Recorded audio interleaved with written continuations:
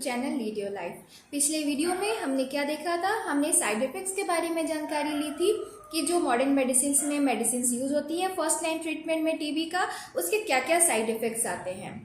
तो इस वीडियो में हम जानेंगे कि जो टीबी का पेशेंट है वो एमडीआर टीबी या टीडीआर टीबी में कैसे बदल जाता है, यानी मल्टी ड्रग रेजिस्टेंट टीबी का पेशेंट में और टोटल ड्रग रेजिस्टेंट टीबी के पेशेंट में कैसे तब्दील हो जाता है, यानी कि ये टीबी जो है इतना खतरनाक उस पेशेंट के लिए क्यों हो जाता है, क्या कारण है। और उसके बाद डिटेल में पढ़ेंगे मेडिकल ये एमडीआर और टीडीआर के बारे में। तो उसके पहले इसकी जानकारी होनी चाहिए कि ऐसा होता क्यों है, क्यों वो एमडीआर में बदल जाता है। तो आइए वीडियो को शुरू करते हैं। शुरू करने से पहले let me introduce myself first. I am doctor Monika Gupta. I am third generation homeopath of my family and working as medical officer under Bihar government.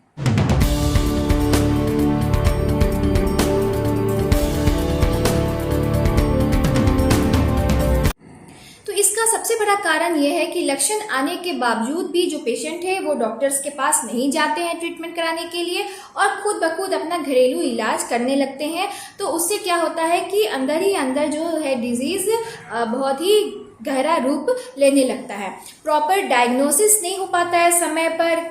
क्यों नहीं हो पाता है? क्योंकि अगर खांसी है, सर्दी है और पेन हो रहा है चेस्ट में, तो पेशेंट क्या करते हैं कि वो खांसी का दवा खाते रहते हैं, सिरप्स लेते रहते हैं और सोचते हैं कि ठीक हो जाएगा। लेकिन जब देखते हैं कि 15 दिन 1 महीना हो गया, खांसी मेरी ठीक नहीं हो रही है, तब जाके वो किसी डॉक्टर को दिखाते हैं। तब तक में काफ़ी लेट हो जाता है। तो प्रॉपर डायग्नोसिस समय पर नहीं हो पाता है, ये बहुत बड़ा कारण है आज के डेट में। मैं ओपीडीज में देख रही हूँ ऐसे पेशेंट को, और कारण यही आता है कि प्रॉपर जो डायग्नोसिस है वो समय पर नहीं हो पाया, क्योंकि पेशेंट ही डॉक्टर के पास बहुत लेट से आया। क्या कर रहा था, तो वो अपने गांव में या अपने जगह पे जो मेडिसिन है इधर उधर से लेके खा रहा था। डायग्नोसिस हो जाने के बावजूद भी क्या होता है कि कभी कभी प्रॉपर जो मेडिसिन होनी चाहिए वो नहीं होती है। मतलब कि अब उसके बारे में मैं ज़्यादा डीप नहीं बताऊंगी, बस इतना समझिए कि मेडिसिन प्रॉपर नहीं दिया जाता है। एलोपैथिक ट्रीटमेंट में जो दवा का ड्यूरेशन है, प्रॉपर कोर्स है, वो पूरा कोर्स नहीं कर पाता है पेशेंट, नहीं करना चाहता है पेशेंट। ये कारण भी होता है पेशेंट का एमडीआर में तब्दील हो जाना।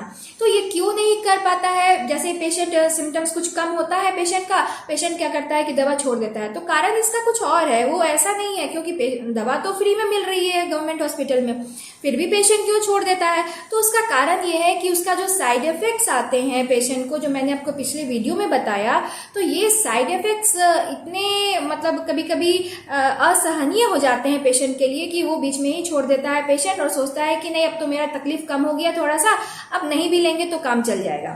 तो ये भी है। और कारण होते हैं कि इम्यूनिटी, शरीर की जो इम्यूनिटी है वो बहुत कम होती है पेशेंट की, तो वो कई कारणों से हो सकती है। तो इसके वजह से भी पेशेंट जो है वो एमडीआर टीबी में चेंज हो सकता है। हमारा जो इम्यूनिटी लेवल है वो बहुत तरीके से कम हो सकता है। जैसे अगर कोई अल्कोहल ले रहा है, टीबी की दवा उसने स्टार्ट कर दी और अल्कोहल भी साथ में ले रहा है, स्मोकिंग कर रहा है, तो ये सब कारण से उसकी इम्यूनिटी एक तो पहले से भी लो थी और अल्कोहल स्मोकिंग करने से और लो हो गई है। तो ये सब कारण है कि जो पेशेंट है वो एमडीआर टीबी में कन्वर्ट हो सकता है। और वैक्सीन जो है, अगर उसने समय पर वैक्सीन नहीं लिया है बहुत सारा और बीसीजी का भी टीका नहीं लिया है, तो ये भी एक कारण हो सकता है कि वो पेशेंट फर्स्ट लाइन ट्रीटमेंट को रिस्पॉन्स अच्छे से नहीं करेगा। पेशेंट अगर ऑलरेडी एड्स से सफ़र कर रहा है, HIV से सफ़र कर रहा है, तो वैसे कंडीशन में भी फर्स्ट लाइन ट्रीटमेंट उसको ठीक से रिस्पॉन्स नहीं करेगा पेशेंट उसके प्रति, और एमडीआर की जो ट्रीटमेंट है वो उसको लग सकती है। देन जो लोग सर्जरी कराए होते हैं, तो आफ्टर सर्जरी अगर उनको टीबी ट्यूबरकुलोसिस हो गया, तो वैसे कंडीशन में भी क्या होता है कि फर्स्ट लाइन ट्रीटमेंट का जो पेशेंट है रिस्पॉन्स अच्छे से नहीं करता है, बहुत सारे कॉम्प्लिकेशंस उसको आती हैं जिसको वो नहीं झेल पाता है, कभी कभी वो एमडीआर टीबी में कन्वर्ट हो जाता है। और ये बहुत ही आम हो चुका है आज के डेट में कि पेशेंट पहले से बहुत सारे सर्जरीज करा के रखते हैं, और आजकल तो ये बहुत ही आम है सर्जरी का, कुछ भी हुआ तो सर्जरी करवा लो। पेशेंट भी कहता है, मेरे यहाँ ओपीडी में पेशेंट आते हैं, मुझे तो सुन के बहुत आश्चर्य लगता है कि कैसे वो बोलते हैं, कहते हैं कि वो लंबा ट्रीटमेंट करने से तो अच्छा है कि इसको काट के ही हटा दिया जाए। तो कहने का मतलब है कि आजकल के पेशेंट के पास समय भी नहीं है उतना वो दर्द बर्दाश्त कर सकता है लेकिन वक्त नहीं दे सकता है लोग। तो ये बहुत ही दिक्कत वाली बात हो गई है। पेशेंट के बीच में ये चीज़ हटनी चाहिए। पेशेंट को समझना चाहिए कि सर्जरी जो है ये सिर्फ सर्जरी उतने ही देर का चीज़ नहीं होता है। सर्जरी होने के बाद भी जो पोस्ट सर्जरी सिम्टम्स आते हैं, कॉम्प्लिकेशंस आते हैं, उसको भी झेलना आप ही को है। तो इस बात को वो नहीं समझ पाते हैं। देन और क्या कारण हो सकता है एमडीआर टीबी का होने का? तो अगर पेशेंट पहले से लंग टीबी का अफेक्टेड है, उसको इन्फेक्शन हुआ है, तो उसको ठीक होने के बाद क्या होता है कि उसका जो कीड़ा है ट्यूबरकुलोसिस का, वो कहीं जाके छुप जाता है शरीर में, यानी लेटेंट हो जाता है। तो मैंने आपको जैसे लेटेंट टीबी के बारे में बताया, वो जब लेटेंट हो गया है, लेटेंट मतलब कि छुप गया है, कहीं पर बोन में जाके छुप गया है, कहीं जाके ब्रेन में कहीं जाके छुप गया है, बोन में जाके छुप गया है, तो फिर वहाँ जब आपका इम्यूनिटी कम होगा तो वो क्या होगा कि फिर वहाँ बोन टीबी क्रिएट करेगा। तो और ये जो क्रिएशन होगा फिर दोबारा उसको जो पकड़ेगा तो ये एमडीआर टीबी में कन्वर्ट हो सकता है। तब आपको हो सकता है कि फर्स्ट लाइन ट्रीटमेंट आपको वहाँ पे रिस्पॉन्स आप नहीं करें उसके लिए, और फिर आपको एमडीआर की जो मतलब मेडिसिन है वो लगेंगी और ज़्यादा कॉम्प्लिकेशंस आपको झेलना पड़ेगा। तो ये सब सारी बातें हैं। तो अब आइए समझते हैं कि एमडीआर टीबी होता क्या है और लेटेंट टीबी होता क्या है। तो ये दोनों को थोड़ा थोड़ा डिटेल में हम समझेंगे। तो आइए वीडियो को कंटिन्यू करते हैं। लेटेंट टीबी के इन्फेक्शन को हम साइलेंट टीबी भी कह सकते हैं। इसमें क्या होता है कि टीबी का बैक्टीरिया हमारे शरीर के अंदर रहता है लेकिन उस व्यक्ति को बीमार नहीं करता है। मोस्ट ऑफ द पीपुल जब सांस के द्वारा टीबी का बैक्टीरिया इंगल्फ कर लेते हैं तो वो व्यक्ति इन्फेक्टेड नहीं होते हैं, क्योंकि बॉडी जो है वो फाइट करता है इस बैक्टीरिया के अगेंस्ट में और उसको पनपने से यानी ग्रोथ करने से रोकता है। इसे ही हम लेटेंट टीबी कहते हैं। अगर आप टीबी के बैक्टीरिया से इन्फेक्टेड हुए हैं लेकिन आप में कोई लक्षण दिख नहीं रहा है तो इसे ही हम लेटेंट ट्यूबरकुलोसिस कहते हैं। ऐसा कभी कभी होता है कि आपको ऐसा महसूस होता है कि हमारा टीबी ठीक हो गया है, लेकिन वो होता नहीं है, वो जाता नहीं है, वो डॉर्मेंट स्थिति में यानी स्लीपिंग स्थिति में आपके बॉडी के अंदर कहीं जाके लेटेंट अवस्था में पड़ा रह जाता है उसका इन्फेक्शन, और बाद में जब आपका बॉडी वीक पड़ता है तब ये री इन्फेक्ट आपको करता है और तब ये एक्टिव ट्यूबरकुलोसिस के रूप में सिम्टम्स देने लगते हैं। So in the case of latent TB the germs remains in your body and आपका जो इम्यून सिस्टम है ये इसको स्प्रेड करने से रोकता है, आपकी बॉडी की इम्यूनिटी को बना के रखता है। लेकिन जैसे ही आपकी इम्यूनिटी कम होती है, ये किसी भी कारण से हो सकती है, तब ये री इन्फेक्ट आपको करता है और आपको एक्टिव टीबी हो जाता है। अगर वो पेशेंट HIV एड्स से ग्रसित हो, डायबिटिक हो, किडनी डिजीजेज हो, अगर कैंसर हो या केमोथेरेपी चल रही हो उसकी, लो बॉडी वेट अगर है, लो पुअर न्यूट्रिशन वाले पेशेंट हैं, अगर कोई ऑर्गन ट्रांसप्लांट हुआ हो, क्रॉन्स डिजीज़ हो, सोरियासिस, आर्थराइटिस, अगर इन तरह के किसी भी बीमारी ऑटो इम्यून डिजीज़ से पेशेंट सफ़र कर रहा हो तो ये टीबी का जो लेटेंट टीबी है ये एक्टिवेट हो जाता है और पेशेंट फिर से उसमें टीबी के सिम्टम्स नज़र आने लगते हैं। सो लेटेंट टीबी के अवस्था में क्या होता है कि सिम्टम्स आपको नहीं नज़र आते हैं और व्यक्ति जो है ये टीबी के बैक्टीरिया को स्प्रेड नहीं कर सकता है, लेकिन फिर से रीएक्टिवेशन हो सकता है और पेशेंट एक्टिव टीबी में तब्दील हो सकता है। Now come about the active TB. इसमें जर्म्स आपके मल्टीप्लाई होने लगते हैं और सिम्टम्स आप में नज़र आने लगते हैं। 90% जो एक्टिव केसेस होते हैं वो लेटेंट टीबी के ही री इन्फेक्शन होते हैं। इसमें क्या है कि आपने सुना होगा मोस्ट कॉमन जो होता है वो पल्मोनरी लंग ट्यूबरकुलोसिस होता है, लेकिन ये बैक्टीरिया बॉडी के अदर पार्ट्स में भी जा सकता है और एक्स्ट्रा पल्मोनरी ट्यूबरकुलोसिस क्रिएट कर सकता है। और आपने सुना होगा सिस्टमिक जो मिलियरी ट्यूबरकुलोसिस होती है जिसमें आपके बॉडी के बहुत सारे ऑर्गन एक साथ अफेक्टेड हो सकते हैं। टीबी का इन्फेक्शन किसी के हाथ मिलाने या फूड और ड्रिंक को शेयर करने से नहीं फैलता है। जब तक आप टीबी के मरीज के साथ बहुत लॉन्ग इंटरवल नहीं बिताएंगे तब तक ये इन्फेक्शन आपको नहीं पकड़ेगा। एक्स्ट्रा पल्मोनरी ट्यूबरकुलोसिस के तहत ट्यूबरकुलोसिस लिम्फेडेनाइटिस होता है, जिसमें इन्फेक्शंस जो है ये लिम्फ नोड को अफेक्ट करते हैं और यहाँ पे स्वेलिंग और पेन देखा जाता है। स्केलेटल ट्यूबरकुलोसिस में क्या है कि हमारे बोन में इन्फेक्शंस होती हैं और ट्यूबरकुलोसिस बोन में होता है, इसे बोन टीबी भी कहते हैं, जिसमें डिफॉर्मिटीज़ हो सकती हैं, स्टिफनेस ऑफ द जॉइंट हो सकता है। गैस्ट्रो इंटेस्टाइनल ट्यूबरकुलोसिस, ये पेट की टीबी हुई जिसमें एक्सेसिव वेट लॉस हो सकता है, पेट में पेन आपको महसूस हो सकता है, नौसिया और जितने भी बाउल इश्यूज़ हैं वो आपको देखने को मिल सकती हैं। देन जेनाइटो यूरिनरी ट्यूबरकुलोसिस भी होता है, जिसमें आपको जेनाइटल्स और आपको यूरिनरी ट्रैक जो है ये अफेक्टेड हो सकते हैं और इसके सारे लक्षण आपको देखने को मिलेंगे। लीवर ट्यूबरकुलोसिस ये एक प्रकार का रेयर ट्यूबरकुलोसिस है, इसे हिपैटिक ट्यूबरकुलोसिस भी कहते हैं, जिसमें हाई फीवर और लीवर के अराउंड पे pain, swelling of the liver और जॉन्डिस जैसे लक्षण आपको नजर आएंगे।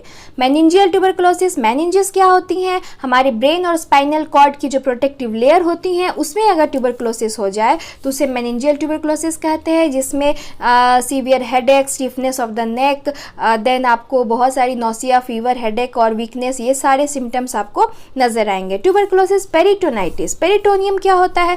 ये एक टिश्यू का लेयर है जो हमारे एब्डोमेन और मोस्ट ऑफ द ऑर्गन जो है हमारे एब्डोमेन के उसको कवर करके रखती है और इसमें अगर ट्यूबरकुलोसिस हो जाए तो वहाँ पे क्या होता है कि पानी भर जाता है और उसे एसाइटिस के नाम से हम जानते हैं। मिलियरी ट्यूबरकुलोसिस क्या है कि अगर एक से ज़्यादा ऑर्गन अफेक्टेड है, एक साथ ट्यूबरकुलोसिस के चपेट में आए हुए हैं, तो उसे हम मिलियरी ट्यूबरकुलोसिस कहते हैं। फॉर एग्जाम्पल अगर स्पाइनल कॉर्ड में भी है, हार्ट में भी है, ब्रेन में भी है, तो उसे हम मिलियरी ट्यूबरकुलोसिस कहेंगे। देन आपको आता है ट्यूबरकुलोसिस पेरिकार्डाइटिस। पेरिकार्डियम क्या है कि ये हार्ट का जो लेयर होता है उसे पेरिकार्डियम कहते हैं। अगर ये इसमें अगर टीबी हो जाए तो वहाँ फ्लूइड जो है वो भर जाता है और टीबी पेरिकार्डाइटिस कहलाता है। इसमें आपको सिम्टम्स के तौर पर ट्रेमर्स, कफ और डिफ़िकल्टी इन ब्रीदिंग और चेस्ट पेन जैसे सिम्टम्स आपको नज़र आएंगे। क्यूटेनियस ट्यूबरकुलोसिस ये एक प्रकार का रेयर ट्यूबरकुलोसिस है जो स्किन को अफेक्ट करता है, ये जो हमारा largest organ of our body है। इसमें क्या है कि सोर्स एंड लेसन्स हमें नज़र आएंगे बहुत जगह पर जो अल्सर्स और एब्सेस में तब्दील हो सकते हैं। देन आपको ड्रग रेजिस्टेंट ट्यूबरकुलोसिस के बारे में आइए जानकारी लेते हैं, जिसमें RRTB है, MDR है, XDR है। तो ड्रग रेजिस्टेंस टीबी जो है वो कितने प्रकार के होते हैं उसके बारे में जानकारी लेते हैं। ड्रग रेजिस्टेंट टीबी के अंतर्गत मैंने आपको बताया RR रेजिस्टेंट यानी कि रेजिस्टेंस टू रिफैम्पिसिन, यानी रिफैम्पिसिन के लिए हमारा रेजिस्टेंट है पेशेंट। देन XDR यानी एक्सटेंसिव ड्रग रेजिस्टेंस, इसमें क्या है कि हमारा सेकेंड लाइन जो इंजेक्टेबल ड्रग्स जो यूज़ होती हैं उसमें क्या है कि उसके लिए हमारा पेशेंट रेजिस्टेंस है। देन आपको जो मल्टी ड्रग रेजिस्टेंट है उसमें क्या है कि मोनो रेजिस्टेंस होती हैं, पॉली ड्रग रेजिस्टेंस होती हैं, जिसमें किसी एक मेडिसिन के तहत रेजिस्टेंस आता है और नहीं तो दो मेडिसिन जो आइसोनियाजिड है और रिफैम्पिसिन है, ये दोनों के लिए पेशेंट रेजिस्टेंस शो करता है। WHO के एपिडेमियोलॉजी के अनुसार 2013 में अबाउट 480,000 MDR के केसेस एस्टिमेटेड थे और 9% ऑफ द पेशेंट क्या है कि XDR में बदल जाते हैं। और ये बात आपको जानकर हैरत होगी कि अबाउट हाफ ऑफ दिस, इसका आंकड़ा जो है वो इंडिया, चाइना और रशियन फेडरेशन में मौजूद है। अगर हम देखें कि क्या क्या रिस्क फैक्टर होते हैं कि पेशेंट जो है वो ड्रग रेजिस्टेंट हो जाता है, तो अगर पेशेंट ऐसे पेशेंट के संपर्क में आया हो जिसे ऑलरेडी ड्रग रेजिस्टेंट टीबी हो तो ऐसा हो सकता है, या ऐसे एरिया से होकर आया हो जहां पर ज़्यादा प्रिवलेंस है ड्रग रेजिस्टेंट टीबी वाले पेशेंट का, तो उसके साथ ऐसा कंडीशन हो सकता है। WHO ने रिकमेंड किया है कि जो इनिशियल डायग्नोसिस होना चाहिए उसके लिए उन्होंने बताया है कि एक्सपर्ट MTB जो है वो आप कराइए, इससे आप MDR के टीबी को डिटेक्ट कर सकते हैं। So multi drug resistant TB के अलावा टोटल ड्रग रेजिस्टेंट टीबी भी अभी नज़र आने लगे हैं, जैसे इंडिया में PD Hinduja national hospital and medical research centre में ये TDR का एक केस नज़र आया है। तो आखिर ये ऐसा होता क्यों है? तो ऐसे लोग जो do not take their TB medicine regularly, या जो do not take their TB medicine all the TB medicine, यानी कुछ खाते हैं कुछ छोड़ देते हैं, वैसे लोगों को हो जाता है। या are not given proper dose, अगर प्रॉपर डोज में उन्हें नहीं दिया गया है उन्हें हो जाता है।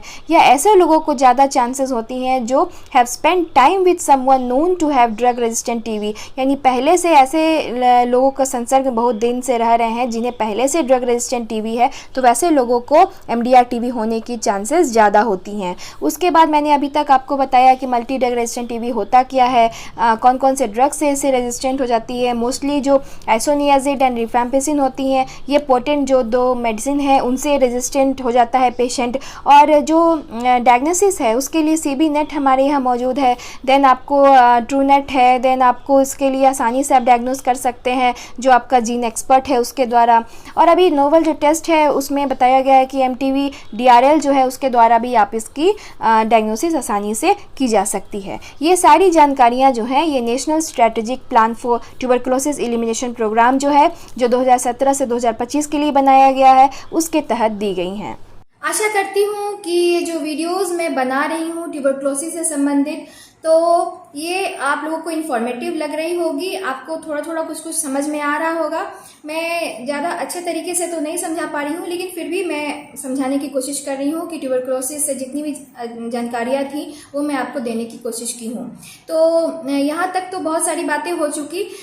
नेक्स्ट वीडियो में मैं आपको बताऊँगी कि ट्यूबरकुलोसिस के पेशेंट को क्या खाना चाहिए और क्या नहीं खाना चाहिए। बहुत ही इम्पोर्टेंट टॉपिक है, इसको ज़रूर आप सुनिएगा और मिस बिल्कुल भी नहीं कीजिएगा, क्योंकि ये अहम बात इसीलिए है कि जितनी भी आप मेडिसिन ले रहे हैं ये तो अपने जगह पे सही है, लेकिन आपको क्या खाना चाहिए और क्या नहीं खाना चाहिए ट्यूबरकुलोसिस के पेशेंट को, ये समझना बहुत ज़रूरी है। तो इस वीडियो को ज़रूर अटेंड कीजिएगा और इसको शेयर भी ज़रूर कीजिएगा, क्योंकि ये अवेयरनेस वीडियो है और दूसरों को शेयर करने से ये जानकारी उन लोगों तक भी पहुँचेगी। और एक बात मैं और रिक्वेस्ट करना चाहूँगी कि अगर मेरे चैनल पर आप नए विजिट कर रहे हैं, पहली बार इस वीडियो को देख रहे हैं, तो मेरे चैनल को सब्सक्राइब जरूर कीजिएगा, पसंद आए तो लाइक जरूर कीजिएगा। तो इन्हीं शब्दों के साथ ये वीडियो मैं यहाँ समाप्त कर रही हूँ। So take care of yourself and be happy. Thank you for watching.